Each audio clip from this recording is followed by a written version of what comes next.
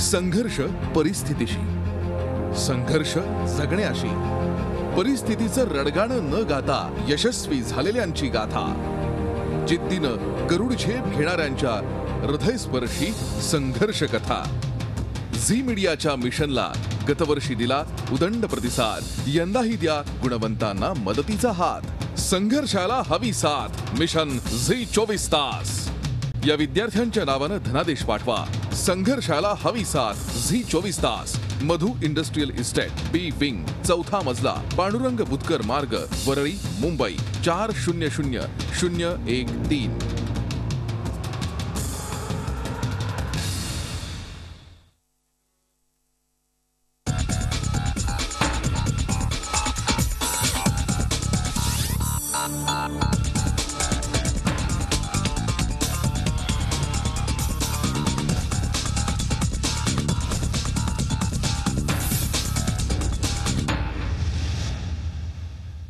नमस्कार, एरिटा चॉईस मध्ये आपलं स्वागत.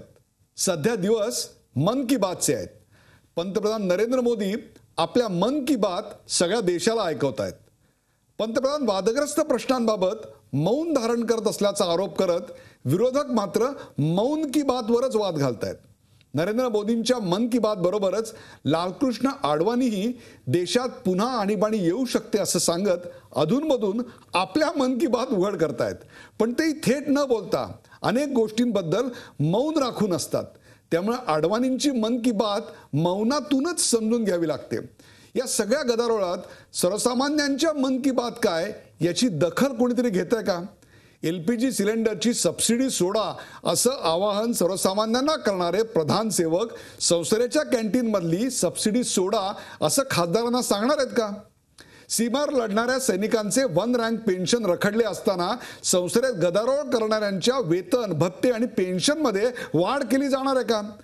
सर्वसामान्यांच्या मन की बात मधील या प्रश्नांची उत्तरं मिळणार का, हाच खरा सवाल आहे. पंतप्रधान नरेंद्र मोदींच्या मन की बात समजावून घ्यायची असेल तर तुम्हाला रेडिओ ऐकावा लागतो. कारण रेडिओद्वारे पंतप्रधान आपली मन की बात देशासमोर मांडत असतात.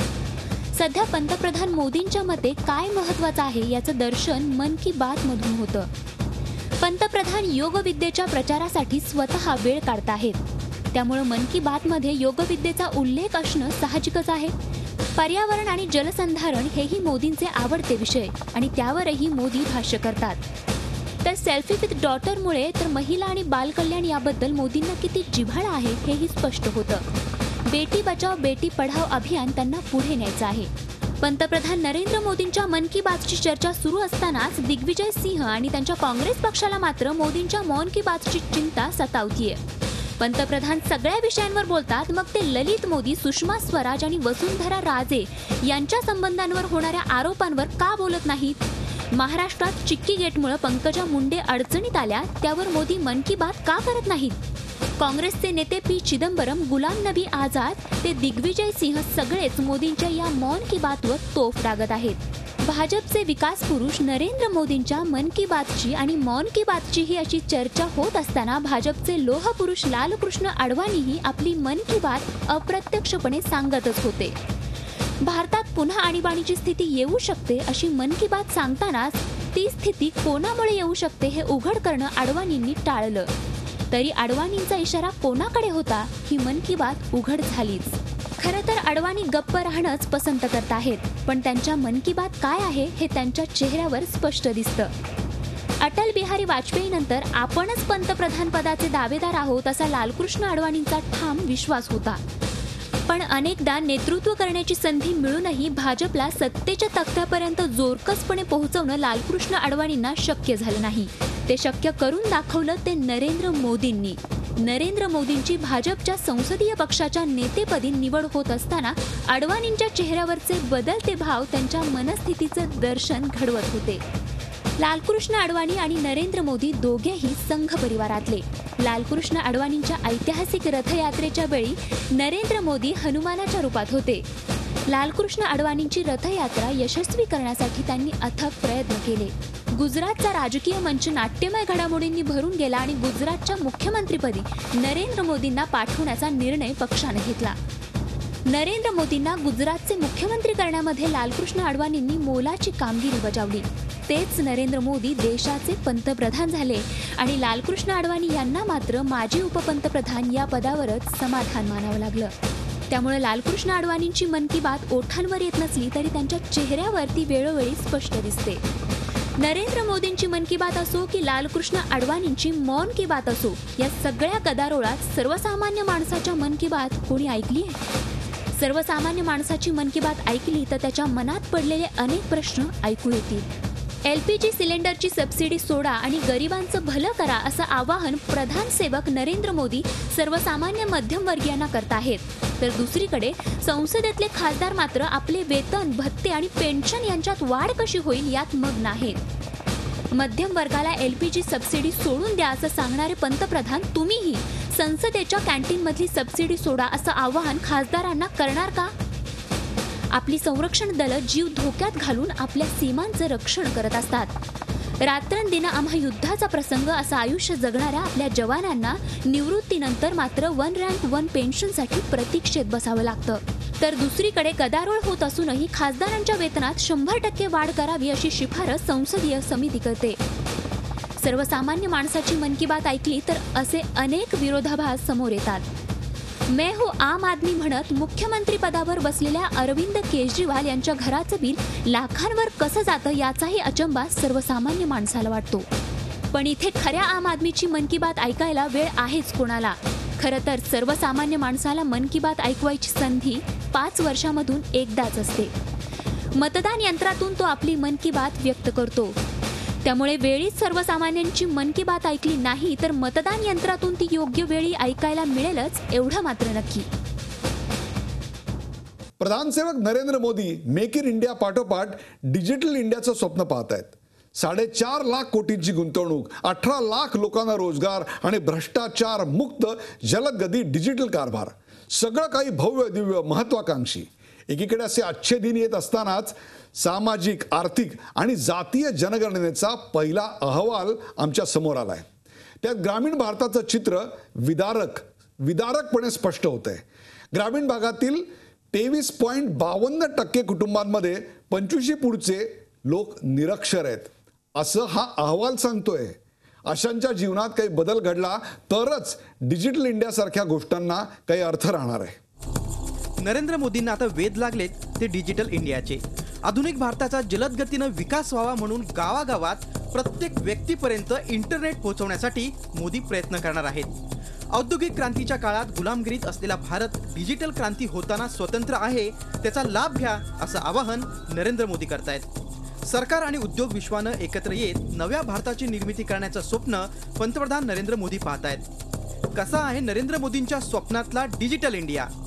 4.5 लाख कोटींची गुंतवणूक, 18 लाख रोजगार, प्रत्येकापर्यंत इंटरनेट, महत्वाची कागदपत्रे क्लाउडवर, तंत्रज्ञानानं भ्रष्टाचार रोखणार, सायबर क्राईमला आळा. I dream of a digital India where high-speed digital highways unite the nation. एक जमाना था हाईवेज के लिए मांग होती थी. अब अकेले हाईवे से चलने वाला नहीं है, आई वेज भी चाहिए, इंफॉर्मेशन हाईवे भी चाहिए. I dream of a digital India where 1.2 billion connected Indians drive innovation. I dream of a digital India where knowledge is strength and empowers the people. I dream of a digital India where access to information knows no barriers. I dream of a digital India where government is open and governance is transparent. फक्त एवढंच नाही तर मोदींना आता M गव्हर्नन्सचे वेध लागलेत. M म्हणजे Modi governance नव्हे तर मोबाईल गव्हर्नन्स असं मोदींनी स्पष्ट केलंय. यासाठी लागणारे पैसे सरकार आणि उद्योग विश्व मिळून उभे करणार आहेत. एकंदर डिजिटल इंडिया उद्याला येत असताना दुसरीकडे पहिल्या सामाजिक, आर्थिक, राजकीय जनगणनेचा अहवाल अर्थमंत्री अरुण जेटलींनी मांडलाय. त्यातून पुढे येणारं चित्र म्हणजे या डिजिटल इंडियासाठी मोठं आव्हान असणार आहे. डिजिटल इंडियाच्या माध्यमातून नेमका कोणाचा विकास करायचा आहे याचं दिशादर्शन करणारा अहवाल अरुण जेटलींनी सादर केलाय. काय म्हणतो हा अहवाल? ग्रामीण भारताचं कोणतं चित्र त्यातून समोर येतंय? सामाजिक आर्थिक जातीय जनगणना 2011. काय आहे ग्रामीण भारताचं चित्र? 3 पैकी 1 कुटुंब भूमिहीन, अंग मेहनत हेच उत्पन्नाचं साधन, साक्षरतेचं प्रमाण फारच कमी, 23.52% कुटुंबात प्रौढ निरक्षर, 10.69 कोटी कुटुंब विकासाच्या प्रतीक्षेत, 2.37 कोटी कुटुंब कच्च्या घरात, फक्त 4.6% कुटुंब भरतात प्राप्तिकर. सबका साथ सबका विकास करण्याचं आश्वासन देत सत्तेवर आलेल्या नरेंद्र मोदींसमोर आव्हान आहे ते हे चित्र बदलण्याचं. डिजिटल इंडियासारख्या योजना कागदावर चांगल्या वाटत असल्या तरी ग्रामीण भागात विकासाची गंगा पोहोचली तरच अशा योजनांचा उद्देश सफल झाला असं म्हणता येईल. अंत्योदय म्हणजे शेवटच्या माणसाचा विकास. डिजिटल इंडियाच्या माध्यमातून असा विकास साधला जाणं अपेक्षित आहे. रामाच्या नावावर सत्तेवर आलेले आता रामाला म्युझियम मध्ये बसवायला निघालेत.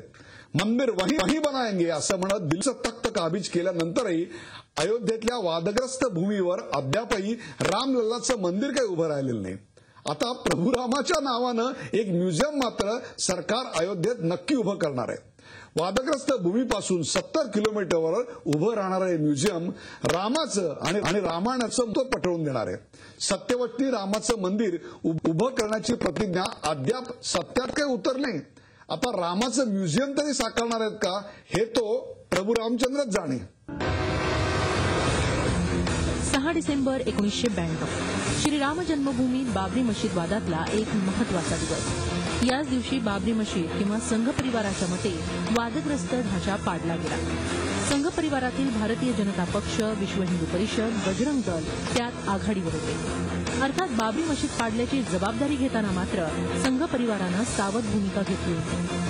त्यावेळी जर शिवसैनिकांनी बाबरी पाडली असेल तर मला त्याचा अभिमान आहे असं रोखठोकपणे सांगत शिवसेना प्रमुख बाळासाहेब ठाकरेंनी मैदान जिंकलं होतं. पण अखेर वादग्रस्त ढांचा का होईना पाडला गेला याचं समाधान संघ परिवारासाठी फार मोठं होतं. जय श्रीराम असा गजर करत लालकृष्ण अडवाणी यांनी काढलेली रथयात्रा म्हणजे भाजपनं सत्ता मिळवण्यासाठी केलेली जोरदार तयारी होती. 1989 नंतर भाजपचा प्रचार राम मंदिराभोवती फिरत गेला. रथयात्रेनंतर झालेल्या निवडणुकांमध्ये भाजपनं 85 जागा जिंकत जोरदार मुसंडी मारली होती. राम मंदिराच्या मुद्द्यानं भाजपला हिंदी पट्ट्यात आपलं बस्तान बसवण्यासाठी मोठी मदत केली. 1996च्या जाहीरनाम्यात सत्तेवर आल्यास राम मंदिर उभारू असा उल्लेख होता. 1998च्या जाहीरनाम्यातही राम मंदिर उभारण्याची ग्वाही देण्यात आली होती. 2004 आणि 2009 मध्येही राम मंदिर उभारण्यासाठी सर्वतोपरी प्रयत्न करण्याचं आश्वासन देण्यात आलं होतं. लालकृष्ण अडवाणी आणि राजनाथ सिंह राम मंदिराबाबत आग्रही होते. रामराज्याची संकल्पना पूर्ण करायची असेल तर अयोध्येत राम मंदिर उभारायलाच हवं असं त्यांचं मत होतं. फक्त बहुमत मिळालं की राम मंदिर उभारण्यात कुठलाच अडथळा नव्हता. वेळप्रसंगी कायदे बदलू पण राम मंदिर उभारू अशी भूमिका भाजपनं मांडली होती. आता वळूया 2014कडे. 2014च्या निवडणुकीत भाजपचा चेहरा होता नरेंद्र मोदी. लालकृष्ण अडवाणीच्या जागी नरेंद्र मोदींकडे प्रचाराची धुरा होती आणि अडवाणींच्या रथाची जागा घेतली होती नरेंद्र मोदींच्या प्रायव्हेट विमानात. भाजपचे पंतप्रधान पदाचे उमेदवार नरेंद्र मोदी यांच्या प्रचारात राम मंदिराच्या मुद्द्याचा फारसा उल्लेख नव्हता. 2014मध्ये नरेंद्र मोदींच्या नेतृत्वाखाली निवडणूक लढवताना कायद्याच्या चौकटीत राहत राम मंदिर उभारण्याचं आश्वासन भाजपच्या जाहीरनाम्यात देण्यात आलं होतं. नरेंद्र मोदी सत्तेत आले, पंतप्रधान झाले. राम मंदिराचा मुद्दा लावून धरणारे लालकृष्ण अडवाणी सध्या भाजपत कुठे आहेत ते देश पाहतो आहे. राम मंदिराबाबत आग्रही असलेले राजनाथ सिंह आता गृहमंत्री आहेत, पण राम मंदिराबाबतची त्यांची भूमिकाही बदलली आहे. राम मंदिराची उभारणी ही प्राथमिकताच नाही, विकास महत्वाचा आहे असं म्हणत गृहमंत्री राजनाथ सिंह यांनी तर हा मुद्दाच बाजूला सारला. पुरेसं संख्याबळ नसल्यानं 370 कलम राम मंदिर याबाबत निर्णय घेता येत नाही असं भाजपचे अध्यक्ष अमित शहा यांनी स्पष्ट केलं. मोदी सरकार सत्तेत आल्यानंतर राम मंदिर प्रत्यक्षात उतरलं नसलं तरी आता रामाचं म्युझियम मात्र मोदी सरकार अयोध्येत उभारणार आहे. इतर कोणी नव्हे तर केंद्रीय पर्यटन मंत्री महेश शर्मा यांनीच ही घोषणा केली आहे. अयोध्येत आता रामायण सर्किट, कृष्ण सर्किट आणि बुद्ध सर्किट उभारण्यात येणार आहे. मग राम मंदिराची उभारणी कोण करणार? केंद्रीय पर्यटन मंत्री महेश शर्मांच्या मते राम मंदिर उभारणं हे विश्व हिंदू परिषद आणि राम जन्मभूमी समितीचं काम आहे. मंदिर उभारण्यासाठी ते त्यांचं काम करत आहे.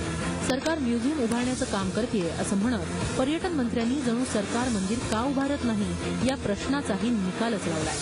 आता हे म्युझियम तरी प्रत्यक्षात येणार का? रामच जाणे. इरिटेड चॉईस मध्ये आज इथंच थांबतोय. तुम्ही पाहत राहा झी 24 तास. रहा एक पाऊल पुढे.